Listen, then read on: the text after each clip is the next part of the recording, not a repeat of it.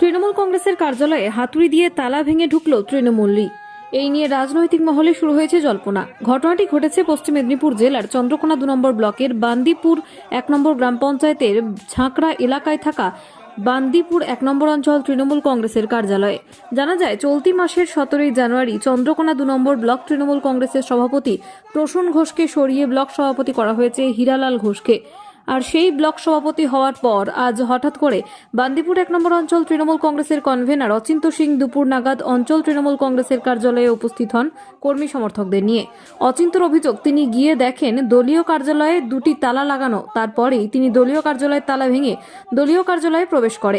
অচিন্তের অভিযোগ, নতুন ব্লক সভাপতি হওয়ার পর গত 2 দিন অঞ্চল কার্যালয়ে তালা লাগানো হয়েছে।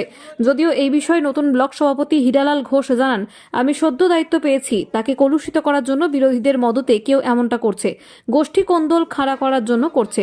দলের মধ্যে কোনো উপদল বা গোষ্ঠী নেই। অন্যদিকে এই বিষয়ে শাসক দলকে তীব্র ভাষায় কটাক্ষ বিজেপির আরামবাগ সাংগঠনিক জেলা সম্পাদক সুদীপ কুশারির। এই বিষয়ে কে কি জানাচ্ছেন বিস্তারিত দেখুন। তালা ভেঙে ঢুকলেন কেন? আমাদের তো দলীয় কার্যালয়। আমাদের এটা বান্দিপুর 1 নম্বর দলীয় কার্যালয়। আমি অঞ্চল কনভেনার অচিন্ত সিং মহাশয়। আর আমরা পঞ্চায়েতের পর থেকেই আমাদের সভাপতি, ব্লক সভাপতি ছিলেন প্রসূন ঘোষ মহাশয়।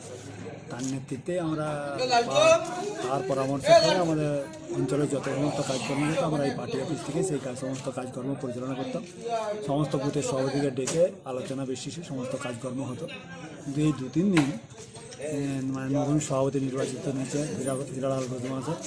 তারপর হঠাৎ আমরা একদিন দেখি এসে পার্টি অফিসের চাকরি, কিন্তু আমরা কে দিয়েছে সেটা কিন্তু বলতে পারবো না।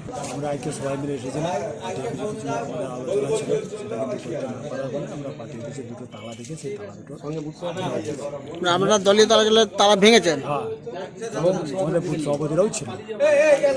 মানে আপনাদের দলীয় কার্যালয়ে তালা ছিল, আপনারাই ভেঙে ঢুকেছেন? হ্যাঁ, যেই দিয়ে থাকুক, যদি আমাদের সঙ্গে আলোচনা করে দিত তাহলে নয় আমরা জানতে পারতাম।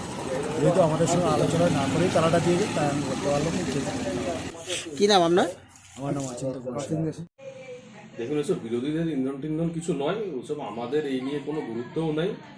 ওনাদের জন্য একটাই বার্তা দিতে পারি, পদভাবে আমি দেব, রদভাবে আমি, মূর্তিভাবে আমি দেব, হাসে অন্তর্যামী। এই লড়াই ওদের চলতে থাকবে। আগামী দিনে এই তৃণমূলের যেখান থেকে চৌর্যবৃত্তি সংগঠিত হতো, সেই পার্টি অফিসগুলো সাধারণ এলাকার দুস্থ মানুষের বসবাসের স্থল হবে।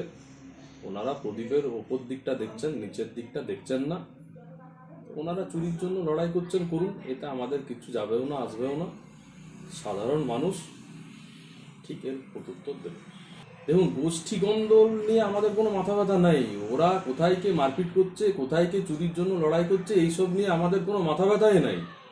সাধারণ মানুষ হাসছেন, ওনারা নিজেদেরকে দেবতা বলে ভাবছেন। সাধারণ মানুষ ব্যালট বাক্সের প্রত্যুত্তর দিয়ে ওনাদেরকে যখন রাস্তায় নামাবেন, তখন ওনারা বুঝতে পারবেন যে ওনারা এতদিন ধরে কি করেছেন মানুষের জন্য।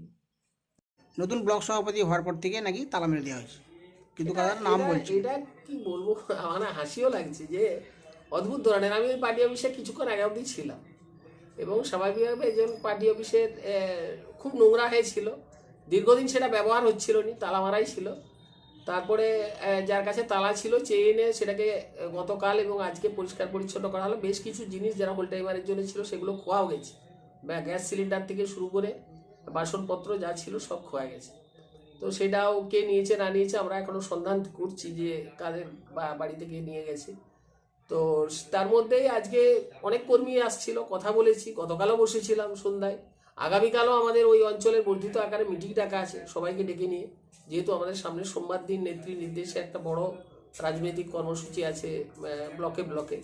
সেক্ষেত্রে তার একটা প্রস্তুতি চলছে। আজকেও আমার পলাশচাবড়িঘাটে বিকেলবেলা আবার পার্টি অফিসে মিটিং আছে।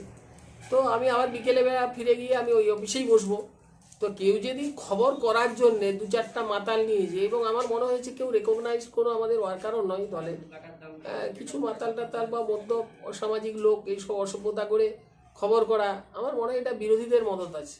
মানে বিরোধী কোনো রাজনৈতিক শক্তি থেকে মদত নিয়ে একটা খবর তৈরি করা। যেহেতু আমি সদ্য দায়িত্ব পেয়েছি, সেটাকে কলুষিত করা যে এই তো হীরালাল দায়িত্ব পেয়ে দলের মধ্যে উপদল। আমাদের দলের মধ্যে উপদল নেই, দলের মধ্যে গোষ্ঠীকদল নেই। আমি সবাইকে নিয়ে একসাথে চলবো এবং এটাই দলের সামনে যেহেতু একটা বড় লড়াই, পার্লামেন্ট ইলেকশন রয়েছে, সবাইকে জোটবদ্ধভাবেই আমি লড়াইয়ের নেতৃত্ব দিতে সেই মতো করেই প্রস্তুতি নিয়েছি এবং সেই মতো করেই আগাচ্ছি এবং বুথে বুথে অঞ্চলে অঞ্চলে খুব অল্প সময়, সামনের সোমবার, এর মধ্যে এইসব কর্মযজ্ঞ পালন করতেই চলছে।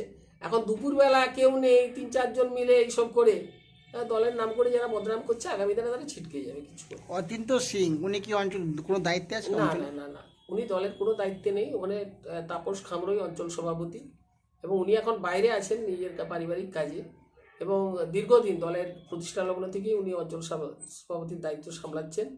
আর আমি ওই পার্টি অফিসটা আমি তৈরি করেছি, লোকের কাছে ভিক্ষা টিক্ষা করে পার্টি অফিসটা আমি করেছিলাম। কাজে এমন নয় যে আর পার্টি অফিস যদি কেউ বসতে চায় তালা ভাঙতে হবে, কারণ তালাটা তো সামনে একটা দোকানে থাকে, তার কাছে চাইলেই সব দিনই থাকে। এটা আজ বলে নয়, আমি যেদিন না থাকি সেদিনেও থাকে, সকাল সন্ধ্যা রাত্রি। শুধু তো পার্টি অফিসটা এমন নয় যে কারো কাছে তালা বন্ধ করে থাকবে আর তালা ভাঙার কি, বাসর তালাটা ভাঙতে হবে।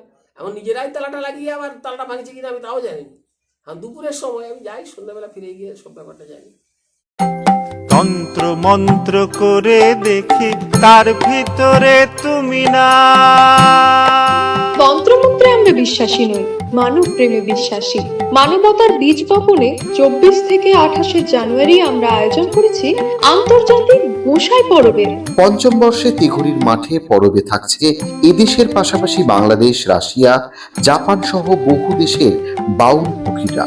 থাকবে পুরুলিয়ার ছোয়ের মুখোশ থেকে খোয়াইয়ের হাট, হস্তশিল্পের সম্ভার, বাংলাদেশের নকশি কাঁথা, পিঠে ফুলের স্টল। মানুষের মধ্যে ঈশ্বরের অস্তিত্ব খুঁজতে সামিল হন আমাদের সকলের উৎসবে। শাস্ত্র গ্রন্থ পড়ি যত আরো দূরে সরে যাই, আরো